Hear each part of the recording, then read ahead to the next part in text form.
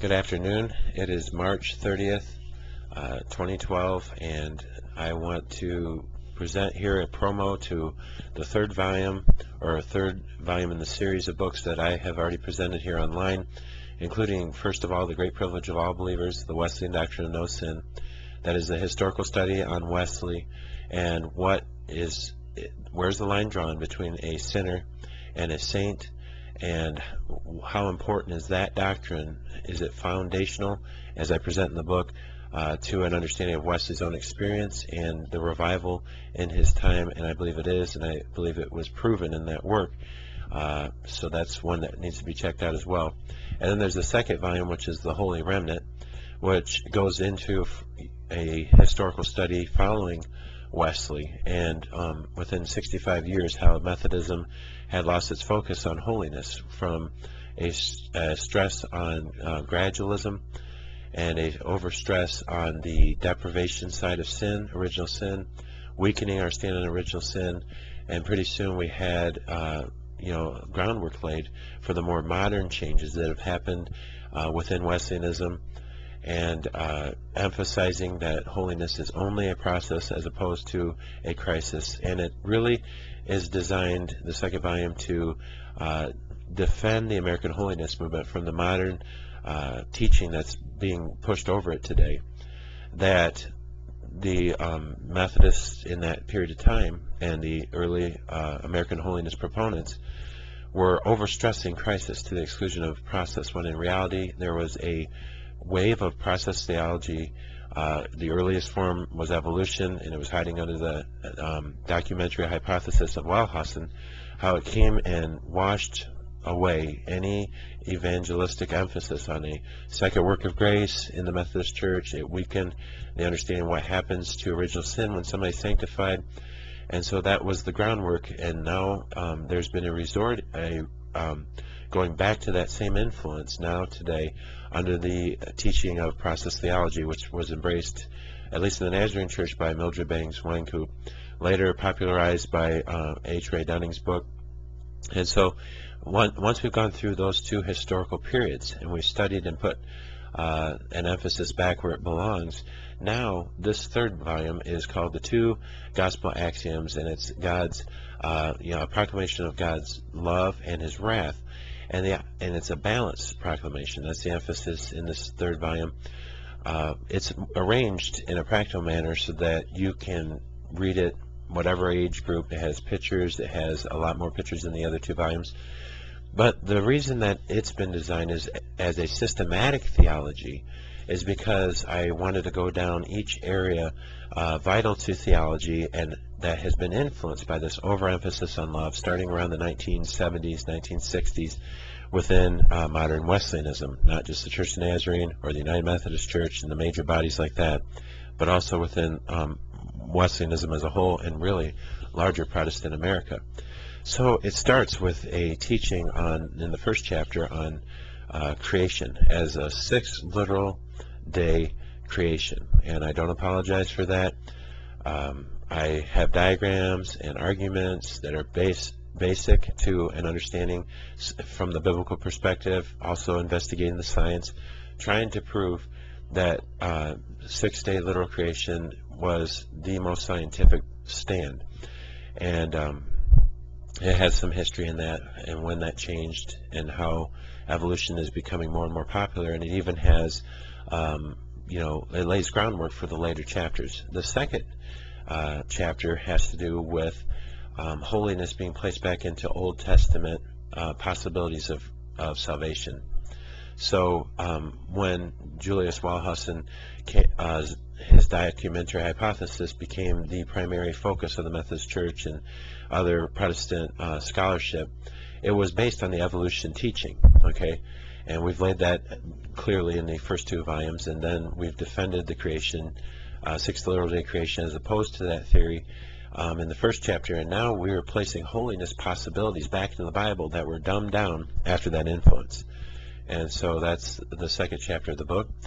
And then when we move into the third chapter of the book, we start to talk about 1700 years. So from the earliest day of the church after Christ up to John Wesley's period.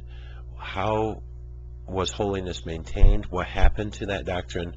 Is it the deciding issue for the Church of Christ? And I believe it is. And we literally, in one chapter, we cover 1,700 years, the Church Fathers who held faithful to the original teaching as passed down from Christ, and how it was brought back into full focus in the time of John Wesley and all the in-between. And so that's a lot to cover in one chapter, but you'll see that these chapters cover a lot of material. And then we go to chapter 4, and that's when we bring up the man who's responsible for the title, John Fletcher, who was supposed to be Wesley's second-hand leader while he was living, and then he was supposed to be his replacement when he died, but he actually passed away before Wesley. And I reintroduced John Fletcher to modern Wesleyan scholarship, showing the continuity between the teaching of John Wesley and John Fletcher, and the major influence he had on John Wesley towards the end, following 1770, and how he basically laid down proper groundwork so that we don't go into this overemphasis. Probably the most balanced theologian after Wesley. And then chapter 5 continues with 18 full-orbed position keys to understanding a correct, I call them determinative factors, to understanding a correct position on Wesleyan theology. What was the original teaching? What are the identifiable characteristics that we need to maintain in this changing period of time? And I have a chart at the end that follows other theologians, about 20 of them from old school and new school, showing where some of these started to disappear or when they were maintained. And I'm also showing in chapter 5 how John Fletcher was faithful to all of those, as well as about 3 other major theological areas that help understand Wesley's teaching better, or present Wesley's teaching better. And then in the third part of the book, we go into holiness today. So that was holiness in the past, and now it's holiness today. And we start with the bad side of love, which is chapter 6, and it talks about major warnings that have been given by leaders, starting with Dietrich Bonhoeffer, and then following through Dr. Oswald, Dr. Kinlaw, the influence of process theology and this overemphasis on love. When we cheapen grace, when we cheapen sin, we cheapen grace, and eventually there is no grace. We have people today going around saying they don't need God's grace in order to be sanctified. They don't need a second work of grace. All right, it's just a process. And how did we get there?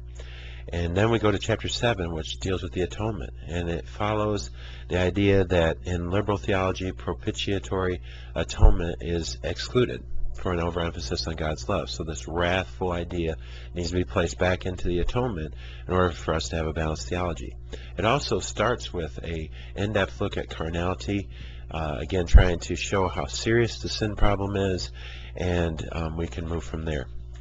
Then we go to chapter 8, and we talk about the difference between an evangelist. It's called Some to Be an Evangelist. It's an emphasis on the itinerant evangelist, which is being excluded from the church today, with his emphasis or her emphasis as a preacher on crisis transformation, a call to action, the importance of the historical office of the doctrine of the itinerant evangelist.